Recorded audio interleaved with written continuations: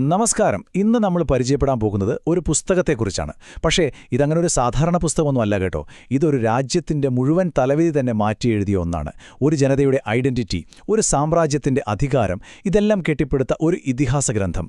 അതാണ് എത്യോപ്യയുടെ കെബ്രാനഗാസ്റ്റ്. ഒന്നാലോചിച്ച് നോക്കൂ. 1822 എത്യോപ്യയിലെ രാജാവ് ജോൺ നാലാമൻ ബ്രിട്ടീഷ് ഗവൺമെന്റിനൊരു കത്തെഴുതിയാണ്. അദ്ദേഹത്തിന് വേണ്ടതെന്താണെന്നറിയോ? ഒരു പുസ്തകം. അദ്ദേഹം അതിൽ ഇങ്ങനെയാണ് എഴുതിയത്: എന്റെ രാജ്യത്ത് ഈ പുസ്തകമില്ലെങ്കിൽ എന്റെ ജനങ്ങൾ എന്റെ വാക്കുകൾ കേൾക്കില്ല. ശരിക്കും ഒരു പുസ്തകത്തിന് ഒരു രാജ്യത്തെ മുഴുവൻ അനുസരിപ്പിക്കാൻ കഴിയുമ്പോൾ?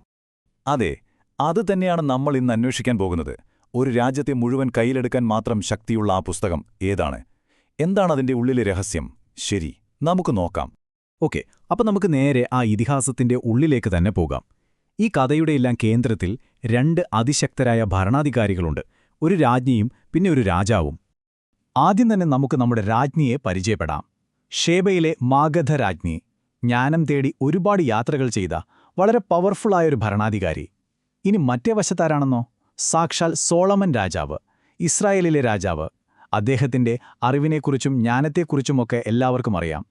പോരാത്തതിന് 10 കൽപ്പനകൾ വെച്ചിരുന്ന അവിശുദ്ധ പെട്ടകമില്ലേ, ആർക്ക് ഓഫ് ദ കവനന്റ്, അതിന്റെ കാവൽക്കാരൻ കൂടിയായിരുന്നു അദ്ദേഹം. അപ്പോൾ മാഗധ രാജ്ഞി സോളമന്റെ ഈ അറിവിനെക്കുറിച്ചൊക്കെ കേട്ടറിഞ്ഞു. അങ്ങനെ അദ്ദേഹത്തെ കാണാനായിട്ട് അങ്ങ് ഇസ്രയേൽ വരെ എത്തി. മാസങ്ങളോളം അദ്ദേഹത്തോടൊപ്പം കൊട്ടാരത്തിൽ താമസിച്ചു. സോളമന്റെ സംസാരത്തിലും അറിവിലുമൊക്കെ അവർക്ക് വലിയ മതിപ്പ് തോന്നി. ഒടുവിൽ തിരിച്ചു സ്വന്തം രാജ്യത്തേക്ക് പോകാൻ സമയമായി. പക്ഷേ രാജ്ഞിയെ തിരിച്ചു പോകുന്നത് സോളമന് അത്ര ഇഷ്ടപ്പെട്ടില്ല. കാരണം അദ്ദേഹത്തിന് അവരിലൊരു കുഞ്ഞ് വേണമായിരുന്നു, ഒരു പിൻഗാമി. അതിനുവേണ്ടി അദ്ദേഹം ഒരു സൂത്രമൊപ്പിച്ചു. ഒരു വലിയ യാത്രയയപ്പ് വിരുന്ന്, അതിൽ മുഴുവൻ നല്ല എരിവും ഉപ്പുമൊക്കെയുള്ള ഭക്ഷണങ്ങൾ. എന്നിട്ട് രാജ്ഞിയുടെ കയ്യിൽ നിന്ന് ഒരു വാക്ക് വാങ്ങി: എന്റെ അനുവാദമില്ലാതെ ഈ കൊട്ടാരത്ത് നിന്ന് ഒന്നും ബലമായി എടുക്കരുത്. അന്ന് രാത്രി എന്തുണ്ടായിരുന്നോ? ദാഹിച്ചു വലഞ്ഞ രാജ്ഞി എഴുന്നേറ്റ് കുറച്ചു വെള്ളം കുടിച്ചു. അപ്പോതാ മുന്നിൽ സോളമൻ. അദ്ദേഹം പറഞ്ഞു, നിങ്ങൾ എന്റെ വെള്ളം ബലമായി എടുത്തു, ആ വാക്ക് തെറ്റിച്ചു, അതുകൊണ്ട് ഇനി നിങ്ങൾ എനിക്കുള്ളതാണ്. അങ്ങനെ ആ ബന്ധത്തിൽ അവർക്കൊരു മകൻ ജനിച്ചു. മാഗധ രാജ്ഞി അവന് മെനേലയ്ക്ക് എന്ന് പേര് നൽകി. ഈ മെനേലയ്ക്ക് ഒരു സാധാരണ കുട്ടിയായിരുന്നില്ല. അവനായിരുന്നു പിന്നീട് എത്യോപ്യ നൂറ്റാണ്ടുകളോളം ഭരിച്ച ആ വലിയ സോളമനിക് രാജവംശത്തിന് തുടക്കമിട്ടത്. ചരിത്രം അവിടെ മാറുകയായിരുന്നു. ഓക്കേ, അപ്പോ കഥ ഇവിടെ തീരുന്നില്ല. ഇനിയാണ് ഈ ഇതിഹാസത്തിലെ ഏറ്റവും പ്രധാനപ്പെട്ട ഒരു ഭാഗം വരുന്നത്. മെനേലേക്ക് വളർന്നു വലുതായി തന്റെ പൈതൃകം തേടി ഒരു യാത്ര പുറപ്പെടുകയാണ്.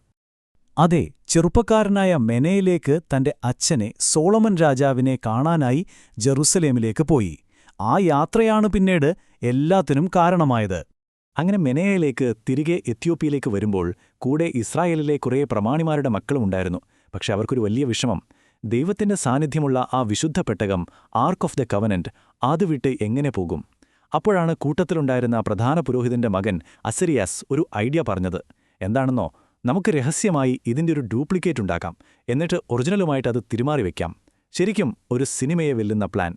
അവരുടെ ആ മടക്കയാത്ര ഒരു സാധാരണ യാത്രയായിരുന്നില്ല. കെബ്രാനഗാസ്റ്റ് എന്ന പുസ്തകത്തിൽ പറയുന്നതെന്താണെന്നാൽ, ആ പെട്ടകവുമായി അവർ നിലത്ത് കാലുകുത്താതെയാണത്രേ പറന്നുപോയത്. ഒരു വവ്വാലിന്റെയും കഴുകന്റെയും വേഗത്തിൽ ആകാശത്തിലൂടെ. അപ്പോൾ ഇതൊരു വെറും മോഷണമായിരുന്നില്ല, മറിച്ച് ദൈവം തന്നെ ആ അധികാരം ഇസ്രായേലിൽ നിന്ന് എത്യോപ്യയിലേക്ക് മാറ്റുന്നതിന്റെ ഒരു സൂചനയായിരുന്നു അത്. അങ്ങനെ ഭൂമിയിലെ ദൈവത്തിന്റെ സാന്നിധ്യം എന്ന് വിശ്വസിച്ചിരുന്ന ആ ആർക്ക് ഓഫ് ദ കവനന്റ് അതിന്റെ പുതിയ വീട്ടിലെത്തി. എവിടെയെന്നോ? എത്യോപ്യയിൽ. അതായത് യഹൂദന്മാരുടെ ഏറ്റവും വിശുദ്ധമായ സിയോൺ ഇനി എത്യോപ്യയുടെ ഭാഗമായി എന്നാണ് ഇതിനർത്ഥം. ശരി, അപ്പോ ഈ കഥയൊക്കെ കൊള്ളാം. പക്ഷേ ഇതിന് പിന്നിൽ ഒരു വലിയ രാഷ്ട്രീയ ലക്ഷ്യം കൂടി ഉണ്ടായിരുന്നു. നമുക്കിനി അതിലേക്ക് വരാം. എങ്ങനെയാണ് ഈയൊരു കഥ ഒരു രാജ്യത്തിന്റെ തന്നെ ഐഡന്റിറ്റി ഉണ്ടാക്കിയെടുത്തതെന്ന് നോക്കാം. ആദ്യം തന്നെ ഈ പേരിന്റെ അർത്ഥം നോക്കാം. കെബ്രാനഗാസ്റ്റ്, അതിനർത്ഥം രാജാക്കന്മാരുടെ മഹത്വം എന്നാണ്. ആ പേരിൽ തന്നെയുണ്ട് അതിന്റെ ഉദ്ദേശം. രാജാക്കന്മാരുടെ അധികാരത്തിന് ഒരു ദൈവീക പരിവേഷം നൽകുക, അതിനെ ഉറപ്പിക്കുക. അതായിരുന്നു ഈ പുസ്തകത്തിന്റെ പ്രധാന ജോലി. ഇവിടെ നോക്കൂ, ആ ആശയം വളരെ വ്യക്തമാണ്. കെബ്രാനഗാസ്റ്റ് പറയുന്നത് എന്താണെന്നാൽ, യേശുക്രിസ്തുവിന്റെയും എത്യോപ്യൻ രാജാക്കന്മാരുടെയും പൂർവികൻ ഒരാളാണ്, സോളമൻ രാജാവ്. അതായത് ഇവർ ബന്ധുക്കളാണ്. അപ്പോൾ പിന്നെ ക്രിസ്തുവിന്റെ ബന്ധുക്കളായ തങ്ങൾക്ക് ഈ ഭൂമി ഭരിക്കാൻ ദൈവം തന്ന അവകാശമുണ്ട്. ഇതാണ് അവരുടെ ഏറ്റവും വലിയ വാദം. സത്യം പറഞ്ഞാൽ ഇതൊരു പുതിയ ഐഡിയയൊന്നും ആയിരുന്നില്ല. പണ്ടത്തെ ഈജിപ്തിലെ ഫെറവമാരെ ഓർത്തോ, അവർ സൂര്യദേവനായ റായുടെ മക്കളാണെന്നാണ് പറഞ്ഞിരുന്നത്. അതുപോലൊരു തന്ത്രം തന്നെയാണ് എത്യോപ്യൻ രാജാക്കന്മാരും ഇവിടെ ഉപയോഗിച്ചത്. തങ്ങളുടെ ഭരണം ദൈവദത്തമാണെന്ന ജനങ്ങളെ വിശ്വസിപ്പിക്കാൻ ഈ കഥ അവർക്ക് വലിയൊരു മുതൽക്കൂട്ടായി. ശരി, അപ്പോൾ നമുക്ക് ഏകദേശം കാര്യങ്ങളൊക്കെ മനസ്സിലായി. ഇനി ഈ പുസ്തകത്തിന്റെ ചരിത്രത്തിലൂടെ ഒന്ന് പെട്ടെന്ന് പോയിട്ട് ഇതിന്റെ ഇന്നത്തെ പ്രാധാന്യം എന്താണെന്ന് നോക്കാം. ഈ പുസ്തകത്തിനുമുണ്ട് ഒരു വലിയ ചരിത്രം. ഏകദേശം 6-ാം നൂറ്റാണ്ടിലാണ് ഇതിന്റെ ആദ്യ രൂപമുണ്ടാകുന്നത്. പിന്നെ പല കാലങ്ങളിലായി മാറ്റങ്ങൾ വന്നു. സോളമന്റെ രാജവംശം അല്ലാതെ മറ്റുള്ളവർ ഭരിച്ചപ്പോഴും ഈ കഥയെല്ലാം ആളുകളുടെ മനസ്സിലുണ്ടായിരുന്നു. ഒടുവിൽ 1320-ൽ അറബിയിൽ നിന്നും ഐസാക്ക് എന്നൊരാൾ ഇത് എത്യോപ്യൻ ഭാഷയിലേക്ക് മാറ്റി. നമ്മൾ ആദ്യം പറഞ്ഞ 1872-ലെ ആ രാജാവിന്റെ കഥയൊക്കെ ഓർമ്മയില്ലേ? ഇന്നും എത്യോപ്യയിൽ ഇതൊരു വിശുദ്ധ ഗ്രന്ഥവും അവരുടെ ദേശീയ ഇതിഹാസവുമാണ്. അപ്പോ എന്തുകൊണ്ടാണ് ഈ പുസ്തകത്തിന് ഇത്രയധികം പവർ? കാരണം അതൊരു വെറും കഥയല്ല, അത് അവരുടെ ദേശീയ ഇതിഹാസമാണ്. ഭരണാധികാരികൾക്ക് ഭരിക്കാനുള്ള ദൈവികമായ അവകാശം നൽകുന്നു. ഒരു ജനതയുടെ ചരിത്രം പറയുന്നു. എല്ലാത്തിനും ഉപരിയായി എത്യോപ്യ ദൈവത്താൽ തിരഞ്ഞെടുക്കപ്പെട്ട രാജ്യമാണെന്ന് സ്ഥാപിക്കുന്നു. പൂർവികന്മാരുമായുള്ള തങ്ങളുടെ ബന്ധത്തിന്റെ അവസാനത്തെ തെളിവായിട്ടാണ് അവരിതിനെ കാണുന്നത്. ഈ കെബ്രാൻ അഗാസ്റ്റിന്റെ കഥ കേൾക്കുമ്പോൾ ഒരു ചോദ്യം ബാക്കിയാവുന്നുണ്ട്. നമ്മളെ നമ്മളാക്കി മാറ്റുന്ന, നമ്മൾ വിശ്വസിക്കുന്ന ഇതുപോലത്തെ എത്രയെത്ര കഥകളുണ്ടാകും നമ്മുടെയൊക്കെ ലോകത്തിന് അടിത്തറ പാകിയിരിക്കുന്നത്? ഒന്നാലോചിച്ച് നോക്കാവുന്നതാണ്.